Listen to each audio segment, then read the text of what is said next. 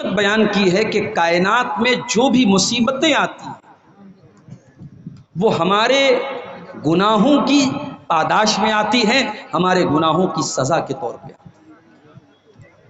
فرمایا وما اصابکم من مصیبت فبما کسبت ایدیکم،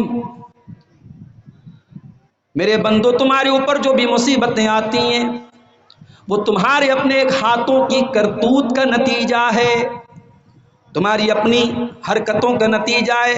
وَيَعْفُو عَنْ كَثِيرٍ، اور اللہ تمہارے سارے گناہوں کی سزا نہیں دیتا ہے، بہت سارے گناہوں کو تو معاف کر دیتا ہے۔ نحمدہ ونستعینہ ونستغفرہ ونعوذ باللہ من شرور انفسنا ومن سیئات اعمالنا، من يهده الله فلا مضل له ومن يضلل فلا هادي له، واشهد ان لا اله الا الله وحده لا شريك له، واشهد ان محمدا عبده ورسوله، یا ایھا الذین آمنوا اتقوا اللہ حق تقاتہ ولا تموتن الا وانتم مسلمون۔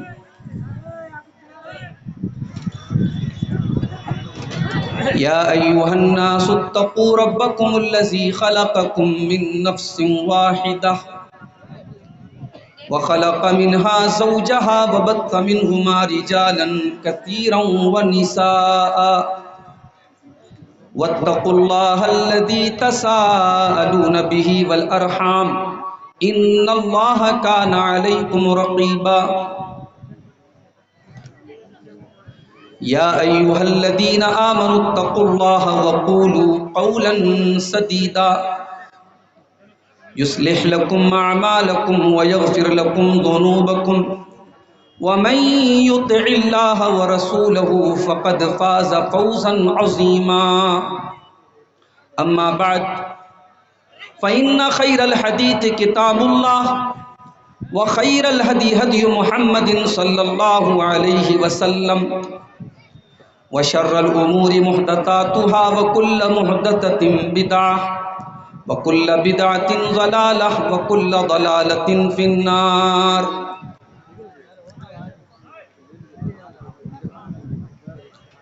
اعوذ باللہ من الشیطان الرجیم، بسم اللہ الرحمن الرحیم۔ وما اصابکم من مصیبت فبما کسبت ایدیکم ویعفو عن کثیر۔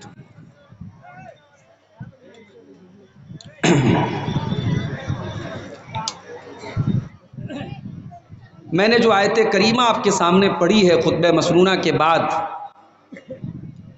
اس آیت میں اللہ تعالیٰ نے ایک حقیقت بیان کی ہے کہ کائنات میں جو بھی مصیبتیں آتی وہ ہمارے گناہوں کی پاداش میں آتی ہیں، ہمارے گناہوں کی سزا کے طور پہ۔ فرمایا وما اصابکم من مصیبت فبما کسبت ایدیکم،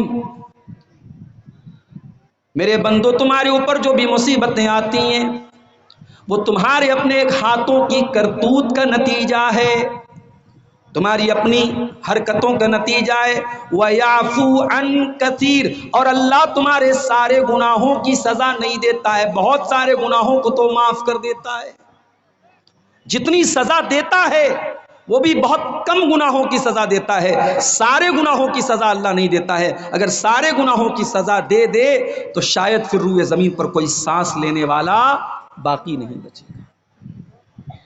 میرے بھائیوں، گناہ، معصیت، نافرمانی، فسق و فجور جس کو شریعت نے کہا ہے، یہ بڑی ہی نقصان دہ اور بڑی ہی خطرناک چیز ہے۔ اسی لیے گناہوں کو کبھی ہلکے میں نہیں لینا چاہیے۔ ایک انسان گناہ کا صدور اس سے ہو بھی جائے، انسان ہے، الانسان مرکب من الخطأ والنسیان، ہے تو ہم آدم کی اولاد، خطا اور نسیان ہماری فطرت میں شامل ہے، ہم سے خطائیں ہو سکتی ہیں، ہم سے بھول اور چوک ہو سکتی ہے، لیکن خطا ہونے کے بعد، غلطی ہونے کے بعد انسان اگر اپنی غلطی پر ڈٹا رہے، اپنے گناہ پر ڈٹا رہے، اپنے گناہ کی وکالت کرے، اپنے گناہ کی دلیلیں دے، تو یاد رکھو میرے پیارے ساتھیوں، یہ ہمارے نہیں ہے، یہ ابلیس کا طریقہ ہے۔ حضرت آدم علیہ السلام سے بھی خطا ہوئی، جس جنت کے درخت کے قریب جانے سے اللہ نے منع کیا تھا، اور ایسا بھی نہیں کہ اس درخت کو کھانے کے بغیر آدم علیہ السلام کا کوئی نقصان تھا، آرام سے جنت میں رہ رہے تھے، اللہ نے جنت میں ہر قسم کی نعمتیں ان کو دے رکھی تھی، اور یہ بھی فرمایا تھا کہ اے آدم، جنت میں تمہیں اللہ تعالیٰ ایسی نعمتیں دے گا، لا تجوع فیہا ولا تعرا، نہ تو جنت میں تمہیں بھوک کا احساس ہوگا، نہ کبھی تمہارے بدن سے کپڑے اتریں گے، نہ تمہیں کبھی بھوک کا احساس ہوگا، نہ کبھی تمہارے بدن سے کپڑے اتریں گے، اور نہ تمہیں کبھی پیاس لگے گی، نہ کبھی گرمی لگے گی۔ تمام قسم کی نعمتیں تم کو جنت میں مل رہی ہیں، بس ایک درخت ہے، ایک پیڑ ہے، تم اس کے قریب مت جانا۔ آدم علیہ السلام شیطان کے بہکاوے میں آ گئے، ہمارے باپ آدم بھی آ گئے، ہماری ماں حوا بھی آ گئی، اور دونوں سے غلطی ہو گئی۔ قرآن کہتا ہے جب دونوں سے غلطی ہو گئی اور انہوں نے جنت کے اس درخت کو کھا لیا جس کے قریب جانے سے اللہ نے منع کیا تھا، فَبَدَتْ لَهُمَا سَوْآتُهُمَا، تو سب سے پہلا نقصان یہ ہوا کہ دونوں ننگے ہو گئے۔ گناہ کا سب سے پہلا نقصان یہ ہوا کہ دونوں کے بدن سے کپڑے اتر گئے، دونوں کے بدن سے کپڑے اتر گئے، دونوں ننگے ہو گئے۔ نقصان دیکھو گناہ کا، ہمارے باپ آدم، ہماری ماں حوا جنت میں ہیں اور بدن سے کپڑے اتر گئے۔ قرآن کہتا ہے فَطَفِقَا يَخْصِفَانِ عَلَيْهِمَا مِنْ وَرَقِ الْجَنَّةِ، دونوں جنت کے پتوں سے اپنی شرمگاہ کو ڈھانپنے لگے، یعنی ننگا رہنا نہ آدم کو گوارا نہ حوا کو گوارا۔ ننگا رہنا یہ آدم اور حوا کی اولاد کی فطرت نہیں ہے، شیطان کی کہ پلوں کی فطرت ہے، یہ آدم کی فطرت نہیں، یہ حوا کی فطرت نہیں، جنہیں ننگے رہنے میں مزہ آتا ہے، جو سوشل میڈیا پر اپنی ننگی تصویریں ڈالتے ہیں یا ڈالتی ہیں، اللہ کی قسم ان کے اندر اسلام چھوڑ دو، ایمان چھوڑ دو، انسانیت بھی نہیں ہے۔ اگر آدم کی سچی اولاد ہوتے، اگر واقعی میں آدم کے طریقے پر ہوتے اور حوا کے طریقے پر ہوتے تو ننگے پن کو کبھی پسند نہ کرتے۔ آدم اور حوا دونوں جیسے ہی بدن سے کپڑے اترے، دونوں اپنی شرمگاہ کو ڈھانپنے لگے۔ اللہ نے فرمایا الم انھکما عن تلکما الشجرہ، اے آدم اے حوا، کیا میں نے تم کو منع نہیں کیا تھا کہ اس پیڑ کے قریب نہ جانا، ورنہ تم شیطان کے ساتھی بن جاؤ گے، شیطان کے دوست بن جاؤ گے۔ دونوں کو اپنی غلطی کا احساس ہوا، دونوں نے اللہ سے دعا کی ربنا ظلمنا انفسنا وان لم تغفر لنا وترحمنا لنکونن من الخاسرین، پروردگار ہم سے غلطی ہو گئی، ہم نے اپنی جان پہ ظلم کر دیا۔ کیا دعا ہے، کیا، ارے یہ نبیوں کی دعائیں جو قرآن میں آئی ہیں، کبھی موقع ملے تو ان دعاؤں پر غور کرو کہ نبیوں نے کتنے پیارے انداز میں دعا مانگی۔ ہم اور آپ توبہ کرتے ہیں، کیا کہتے ہیں؟ اللہ غلطی ہو گئی معاف کر دے۔ آدم نے کیسے توبہ مانگی؟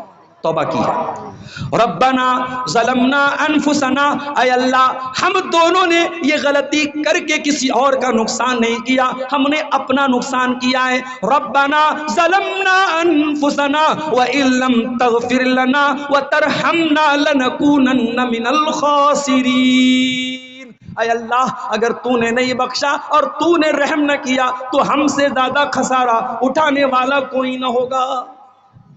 یہ طریقہ آدم کا تھا، توبہ کرنا، اللہ سے معافی مانگنا، اپنے گناہ پر شرمندہ ہونا۔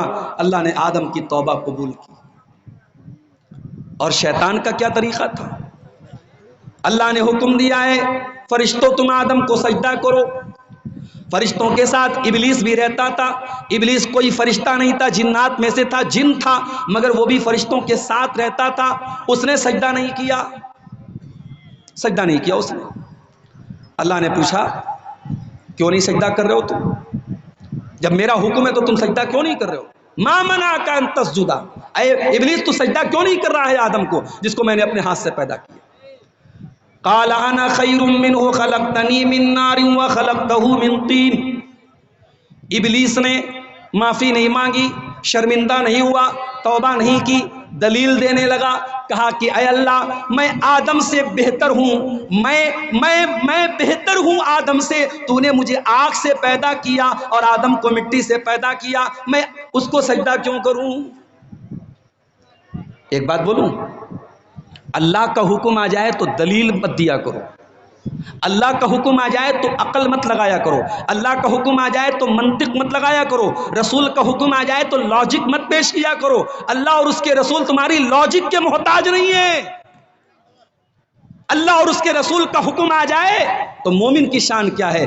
انما کان قول المؤمنین اذا دعوا الی اللہ ورسولہ لیحکم بینہم ان یقولوا سمعنا واطعنا، اللہ کا فیصلہ آ جائے، رسول کا فیصلہ آ جائے تو مومن کی زبان سے بس ایک ہی لفظ نکلنا چاہیے، ہم نے سن لیا اور مان لیا۔ کبھی بھی قرآن کے مقابلے میں، حدیث کے مقابلے میں، نص کے مقابلے میں اپنی عقل، اپنی لاجک پیش مت کیا کرو۔ تمہاری عقل قرآن و حدیث کے تابع ہونی چاہیے، قرآن و حدیث کو اپنی عقل کے تابع کرنے کی کوشش مت کرنا، یہ شیطان کا طریقہ ہے۔ ایک بات اور پتہ چلی، یہ جو ایگو ہوتا ہے، جس کو ہندی میں اہنکار بولتے ہیں، اردو میں تکبر بولتے ہیں، یہ ایگو، یہ اہنکار، یہ تکبر، یہ اپنے آپ کو بڑا سمجھنا، یہ ابلیس کا طریقہ ہے، یہ ابلیس کی سنت ہے۔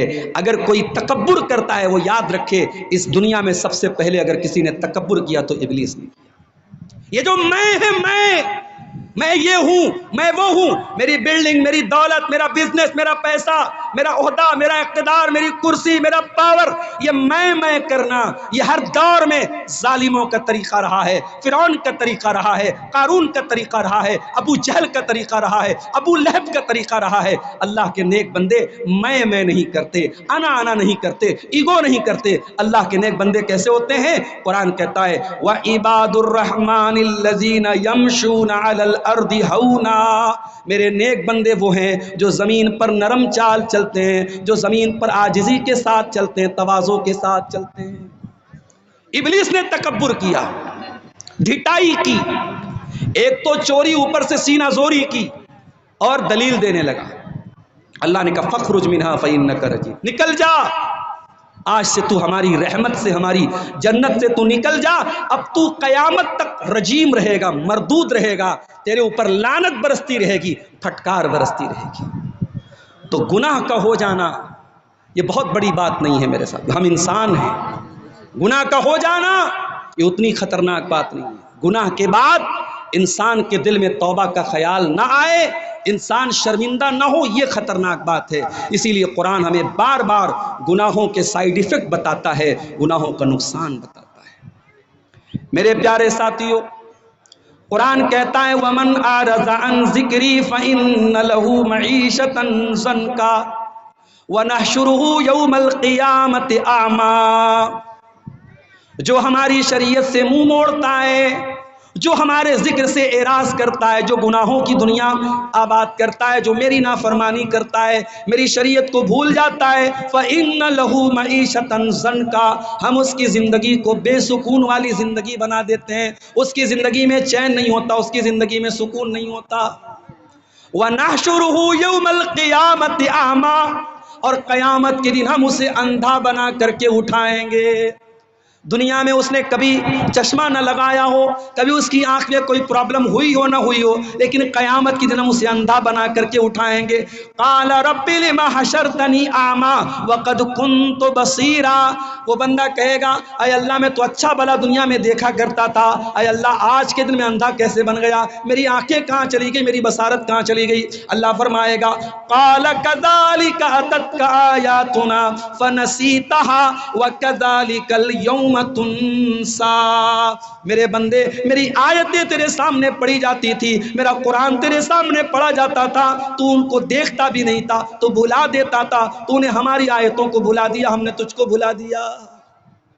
گناہ کا نقصان دیکھو میرے ساتھیو، گناہ کرنے والا قیامت کے دن بھی ذلیل ہوگا اور دنیا میں بھی ذلیل ہوگا، کیونکہ عزت کا مالک کون ہے؟ اللہ ہے۔ من کان یرید العزت فللہ العزت جمیعا، اے عزت تلاش کرنے والو، دنیا والے تم کو عزت نہیں دے پائیں گے جب تک عزت کا مالک تم کو عزت نہیں دے گا۔ من کان یرید العزت، جس کو عزت چاہیے، فللہ العزت جمیعا، تمام قسم کی عزت کا مالک اللہ ہے۔ اللہ نے اپنے نبی کو دعا سکھائی قرآن میں، قل اللہم مالک الملک تؤتی الملک من تشاء وتنزع الملک ممن تشاء وتعز من تشاء وتذل من تشاء۔ اے نبی آپ یہ دعا پڑھا کیجئے، اے بادشاہت کے مالک، اے بادشاہت کے مالک، اے ساری کائنات کے شہنشاہ، تو جس کو چاہتا ہے بادشاہت دیتا ہے، جس سے چاہتا ہے بادشاہت چھین لیتا ہے۔ جو آج صاحب مسند ہیں کل نہیں ہوں گے، کرایہ دار ہیں ذاتی مکان تھوڑی ہے۔ یہ راحت اندوری نے کبھی کہا تھا تو بڑی سچی بات کہی تھی۔